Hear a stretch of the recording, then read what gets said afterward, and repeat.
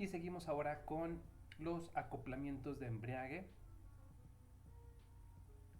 Perdón, acoplamiento o embriague de fiador, ya sea acoplamiento de fiador o embriague de fiador. Pero bueno, ya, se entiende.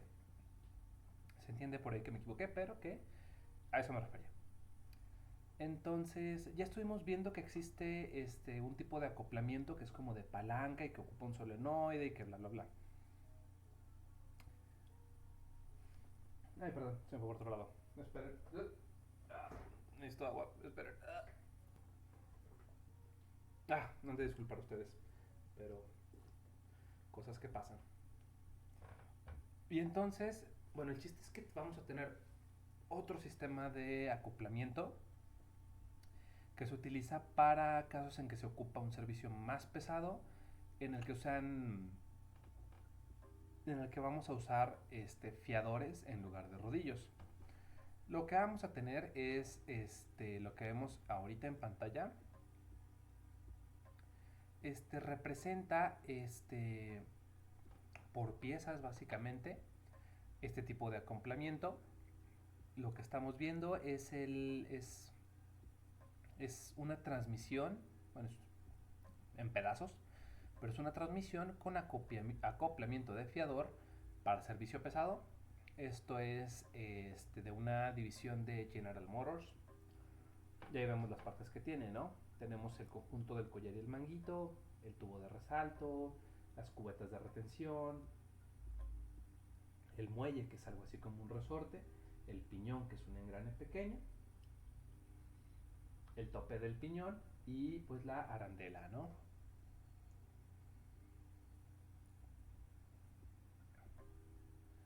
Luego, en forma esquemática, podemos ver la forma en la que actúa el fiador en el acoplamiento en esta figura. Básicamente lo que vamos a tener ahorita en pantalla es la acción del fiador en un acoplamiento de rueda libre. En este caso, el fiador es esta pieza de aquí y vamos a ver lo que hace el fiador cuando está en la posición de rueda libre o cuando está en arranque, ¿no? Tenemos un collar exterior, el fiador en estas partes y vemos que se mueve un poquito, ¿no? Básicamente lo que tenemos es que el collar exterior es arrastrado por el motor de arranque. Durante la puesta en marcha, los fiadores quedan clavados entre los collares exterior e interior. Obviamente este es el collar exterior, este es el collar interior y cuando yo doy la puesta en marcha, cuando giro la llave para que esté en marcha, este, estos fiadores quedan trabados, por así decirlo,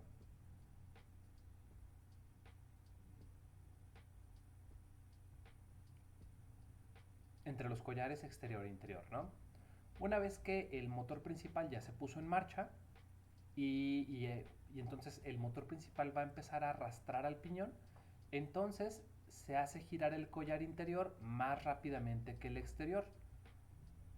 Con eso lo que vamos a hacer es que se va a quedar libre el fiador, de modo que el piñón va a quedar girando a mayor velocidad que el inducido del motor de arranque, pero se evita que se deshaga o que exista un daño sobre el inducido, ¿no?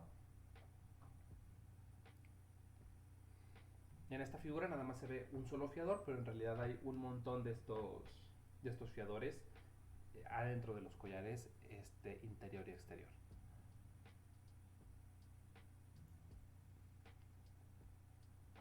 Tenemos otro tipo de motor de arranque, que es uno que tiene acoplamiento de rueda libre por zapata polar deslizante. Va para nombrecitos.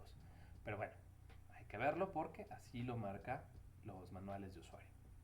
En general, este tipo de motores de arranque vamos a ver que no traen un solenoide para provocar el engrane del piñón. Vamos a ver que en lugar de solenoide van a traer una especie de bobinas de campo o bien enrollamientos inductores y una zapata polar deslizante. Por ahí en la figura podemos ver este, vamos a observar uno de estos motores de arranque como despedazados. Este es un motor de la Ford. Y lo que ahora se ve es la función de la zapata polar. La zapata polar es esta pieza que vemos por acá. Por acá tenemos las bobinas de campo que contiene el arrollamiento. Este es el inducido que hace girar nuestro piñón. Este piñón se tiene que engarzar al motor principal, en que se quite la cosa esa de abajo. Este es el piñón. El acoplamiento unidireccional. Ahí se ve la flechita hacia dónde se va a mover el piñón. El muelle de retorno para que cuando empiecen a girar a diferente velocidad los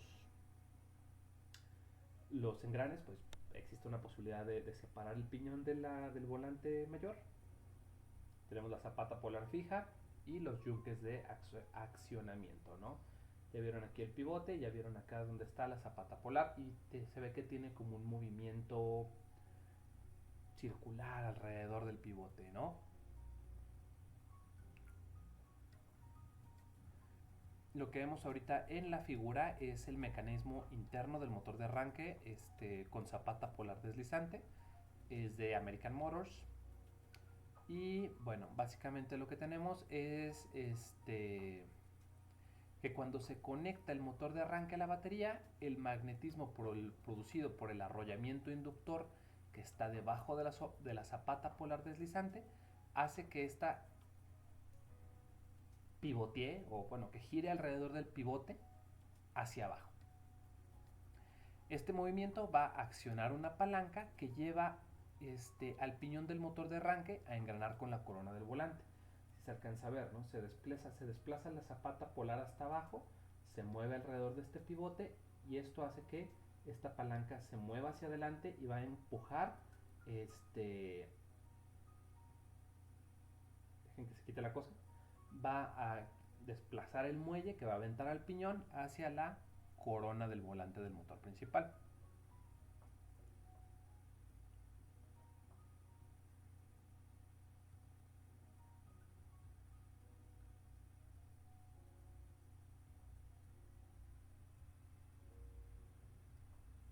Y pasamos ahora a el siguiente motor, que es un motor de arranque con engranaje reductor. Aquí lo que vamos a tener es se utiliza tanto como un acoplamiento de rueda libre y es accionado por un solenoide. En general, la característica principal de este motor es que posee un par de engranajes interiores. Uno de los engranajes, que va a ser el pequeño, está montado en el eje del inducido y este engrana con otro más grande colocado en el eje de acoplamiento de rueda libre. Con esto conseguimos una reducción aproximada de 2 a 1, es decir, por cada 2 vueltas del engrane chiquito vamos a tener una vuelta del engrane grande. ¿Esto qué quiere decir? Bueno, pues que el inducido debe de dar 2 vueltas para que el piñón de arranque dé una. Con esto se incrementa el par o el torque en el piñón de arranque y en consecuencia es mayor el par de arranque aplicado en el volante del motor. Esto puede ser de utilidad para levantar, por ejemplo, motores diésel que ocupan un poquito más de potencia para aventarse el jale, ¿no? Para aventarse la chamba de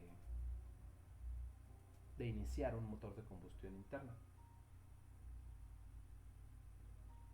¿Qué es lo que vemos por acá? Tenemos el émbolo, el conjunto de solenoides, que es lo que van a hacer jalar a estas cosas, las horquillas de desplazamiento y vemos los engranes, ¿no? Van engranados de un engrano chico a uno más grande. Entonces empieza a girar y por cada 2 vueltas de gira una de estas, lo cual hace que tengamos mayor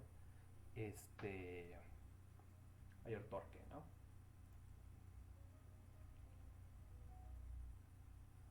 Seguimos ahora con un motor de arranque Magnekench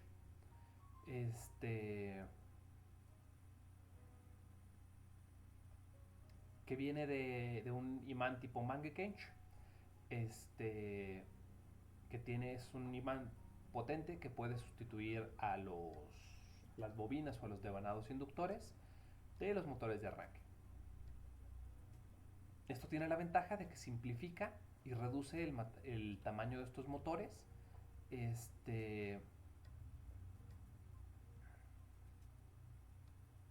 Déjenme revisar acá. Tengo que mostrarles la figura 723, que es la que ya estaba en pantalla. Ok, vemos el motor de arranque, lo estamos viendo ahorita en pantalla. Ahí dice, es el despiece del mecanismo interno de un motor de arranque Magnet Gauge. Utiliza humanes permanentes y un conjunto de engranes planetarios, de reducción, ¿no? También por General Motors.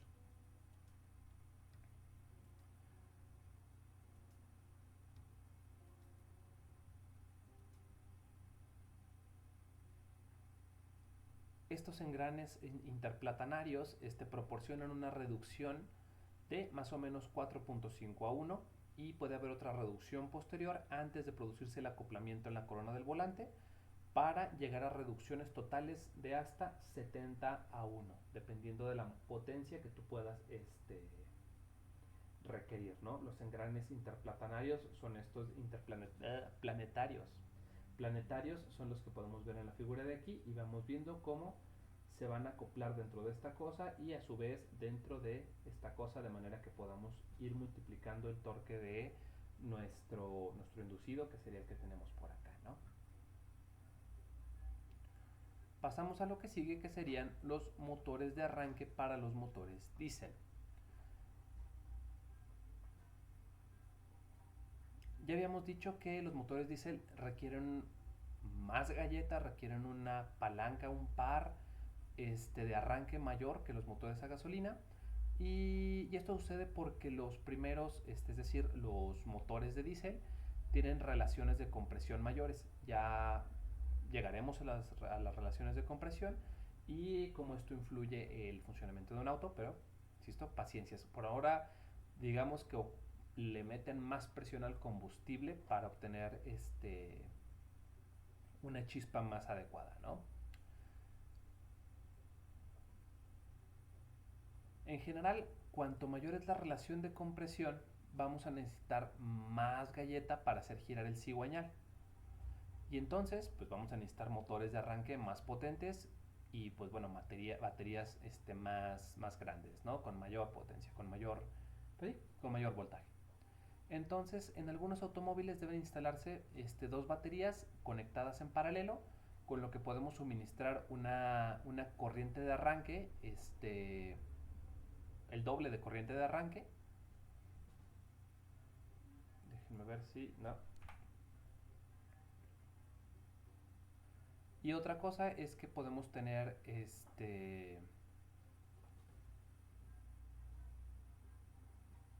en general funcionan igual que los motores anteriores, solamente necesitamos cables más gruesos que soporten pues el galletazo de